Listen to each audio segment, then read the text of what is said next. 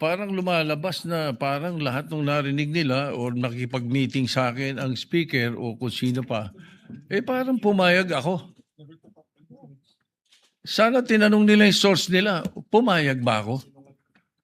Yung mga binabanggit na idea, I did not even mention it to any member of the Senate.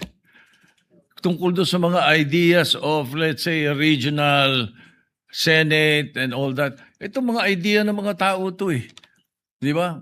Kung nakikinig ka, narinig mo yung idea, ikaw ba'y sumang-ayon na? Dahil narinig mo? For example, in my case, I have never been in favor of charter change. Never. From the day I became a senator up to the present, ang dami namin pinagdaanan dyan.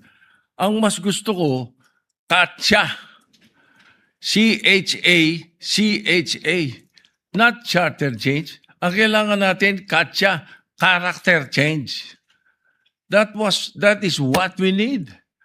Kaya kung merong, let's say, may idea ang Speaker of the House, gustong kausapin ng Senate President at sinasabi nila, meron silang mga membro, ganito, idea ganito, nag-idea ganito, ay ibig sabihin ba nun, mali na kagad ako dahil narinig ko?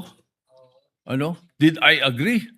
Ang sabi ko pa nga, if we're going to change or amend, not change amend, ang nabanggit ko. If you're going to amend the Constitution, baka ako pumayag sa isang bagay lang, sabi ko.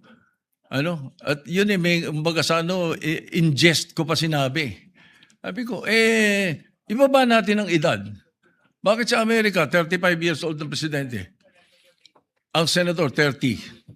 Bakit sa atin 40 and 35? Kaya mali pa rin yung sinasabi doon sa isa sa comment sa the distinguished lady na sinasabi, gusto ko raw iakyat into 50 para ma-disqualify doon sa Sara Duterte. That's not true, Mr. President, Madam President. That's impossible. I never said that.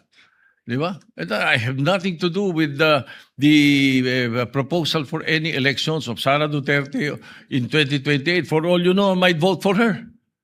Di ba? Ano pa yan Hindi pa pwedeng porque pinag-uusapan, narinig mo, yun na kagad. At saka lalabas dito na para bang ako nakikiisa. I have nothing to do with the allegations of Chacha. I heard the proposals. I never brought it up to my colleagues, any one of them. Hindi ko binanggit As a matter of fact, there was one time na sinasabi yung meeting daw namin, Senator Lacson was there. He dropped by because he had the board meeting. Tapos sabi ko, tama-tama, nagkamali siya ng pasok. Andun lang kami. Well, it's not a room.